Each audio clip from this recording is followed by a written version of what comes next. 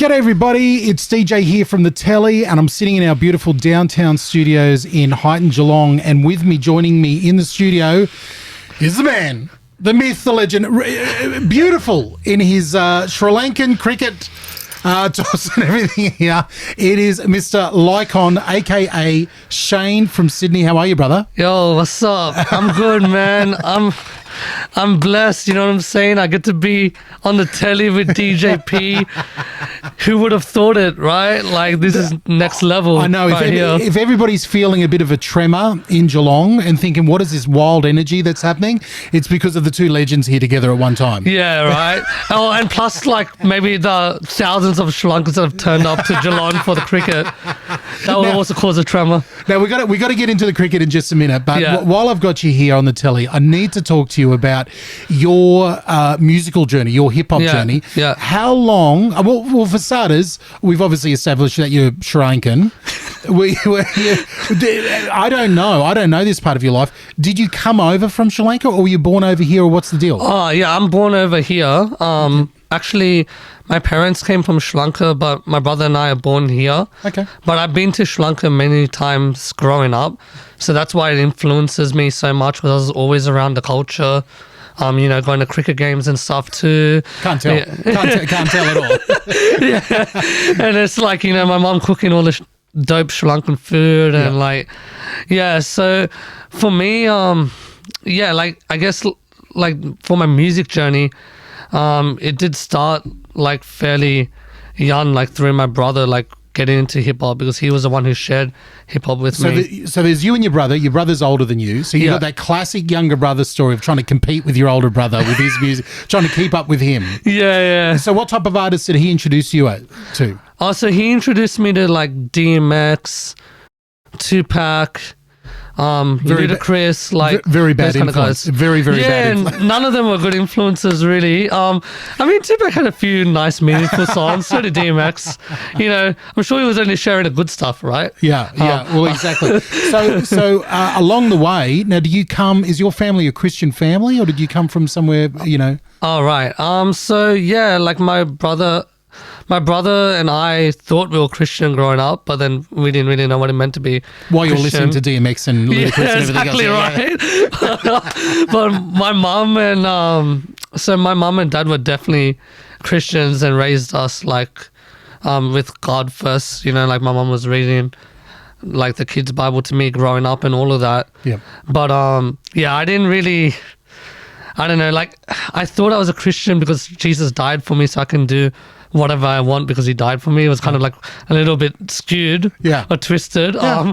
But as long as I don't murder anyone, like, it's all good. You know what I mean? Like, that's the way I kind of thought. So when did it come real? When did the faith become real for you? So it was actually when I was around 16, my dad passed away. Oh. So when my dad passed away, that did definitely make me think deeper about life, and I was trying to look more into bringing my faith into like my music and things that I do. But actually, it was 18. When I was 18, my brother went to a Bible study. He found God, and then he actually started listening to Lecrae, and it was Lecrae's mixtape Church Clothes.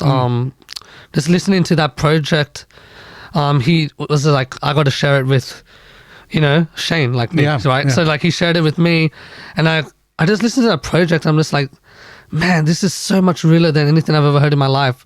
That Church Clothes project was crazy real, and I was just like, I was listening to Lil Wayne and Drake all the time before that, so I could just see such a massive difference in the content. Wow. And like, it wasn't necessarily talking about God a lot, but then it's crazy how God plants the seeds, because actually when I was younger, my youth pastor had been trying to get me to listen to Lecrae because he knew I was into rap. Yes. But I never wanted to listen to Lecrae because I just thought it would probably be corny or something, right? Yeah.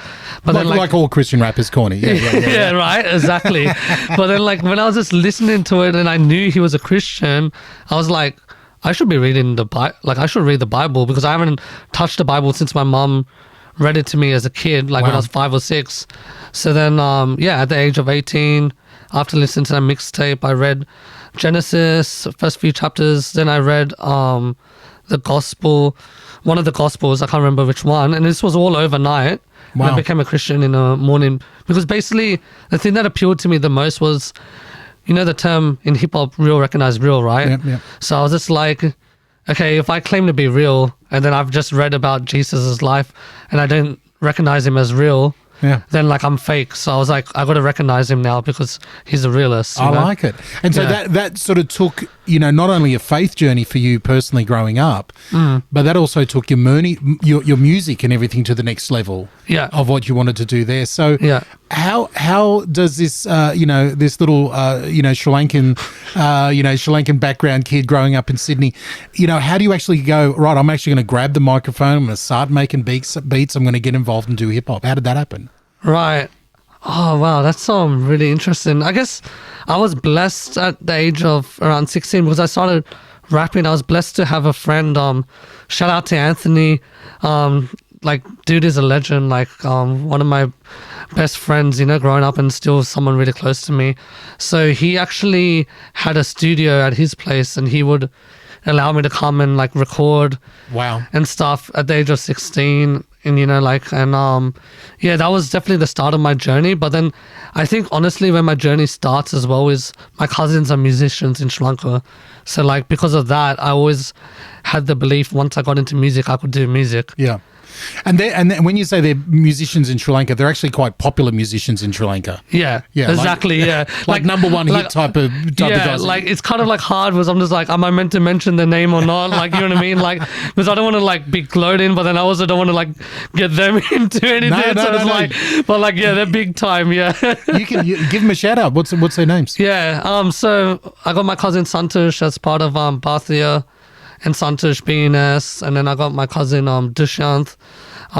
So he's his own act himself, and shout out to both of them because they helped me in my music journey big time. So you had that in the back. I love the fact you had that in the background, in your head, thinking, well, my cousins did it, I should be able to do it as well. Yeah. So you say you really got started, around 16, 8, between that age now. Considering you're 21 now? You've only been going for a short time now. Does this beard look like a 21 beard? I'm not growing facial hair like that. Come on, man. Now you've been doing it for a while. That's what I'm joking and saying. You've been doing it for a little while now. Quite a while, yeah. And I want to talk to you about something very exciting. And so we recommend that everybody obviously go see Lycon, Lycon. Yeah. Now, where does that name come from? Okay, so the name Lycon is funny. It originated actually with a different meaning. Okay. When I was 16, the L stood for lion, which represented my Sri Lankan background and trying to represent who I am. Yeah. And then icon was because there's a couple meanings to the word icon. Yeah. So one of the meanings was for people to look up to you and that kind of thing, right? Yeah. So I wanted people to look up to me and Be an icon. yeah, and be an icon. But then I was actually a bit devo when I was 18 when I became a Christian. Not devo that I became a Christian, but I was a bit devo with my name because I was just crap, I'm not meant to be getting people to look up to me. I got to get them to look up to God, right? But then when I looked up the definition again of icon, I realized it also had the definition of the image of representation. So then I was just I can still keep my name because they all stands for lion, representing, the lion on the Sri Lankan flag, but also the idea of being bold as a lion, right? Yeah, yeah. And actually, I'm starting to use that now as one of my tags in my music. Bold as a lion, you know who it would be. So that's one of my tags, right? And with the icon, I just made it be okay, I'm going to represent God in what I do. And reflect his image. Yeah. I love it. Now, so we recommend everyone go find you on Spotify. Yeah. Yeah, SoundCloud as well, icon. Yeah. Yeah. Look, we'll throw some links and everything out there. Yeah. But the question I want to finish off with this, because this is just a wee short little interview, because I know you're in between cricket games right now. Yeah, I'm literally going to run to a cricket game after this. So you've had a massive break. The song we want. I want to play everybody a song. Here on the telly. It's a song you've actually written about the Sri Lankan cricket team. Yeah. And your love of cricket and the whole thing. Where did this come from? Right. So actually, I had a song many years ago that actually blew up in my high school. It was called Blue and. It was actually just a remix of Black and Yellow. It was just Blue and Yellow, right? And basically, when I realized the boys are coming over for this World Cup and all of that, I was I'm gonna like remake this song because I'm just like. I love the fact that you call the Sri Lankan cricket team your boys. Yeah. Like you know them personally. We literally have a term called Ape Kolo, which means our boys, and I use that in the track, Ape Kolo.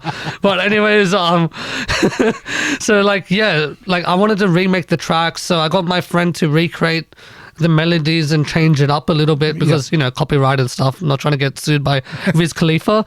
And then and then basically he recreated the melodies. I put the sound together. I downloaded some Sri Lankan drums and added it to the mix to give that little bit of that islander feel.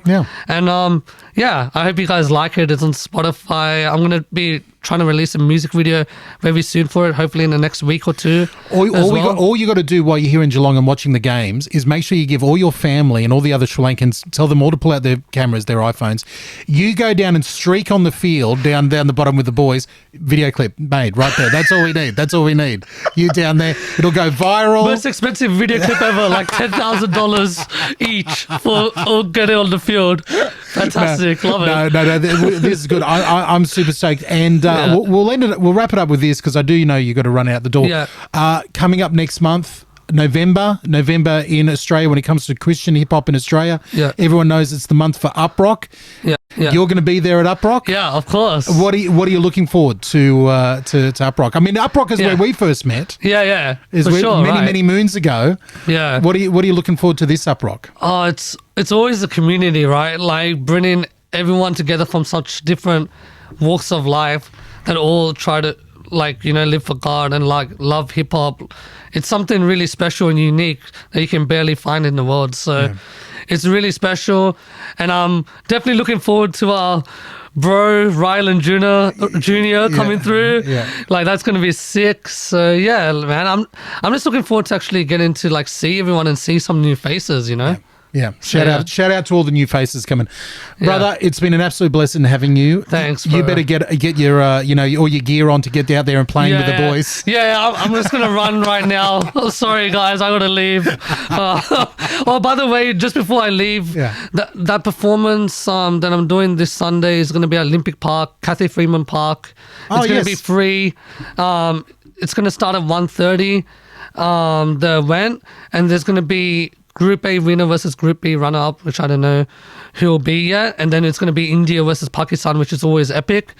And there's going to be a few different performance slots, 1:30 to 3, 6 to 7 most likely, something like that. So it's going to be some good entertainment and some good fun. So So follow you on Instagram, what are you on Instagram? Because it's not just Lycon, is it? Yeah, on Instagram, I'm Listen to Lycon, so it's LISTEN to Lycon. I'm going to put your details out there, but I'll put you on the spot and say, get all those information out there so people know where to go. If you're in Sydney this Sunday. Yeah, definitely, man. Awesome. I will do.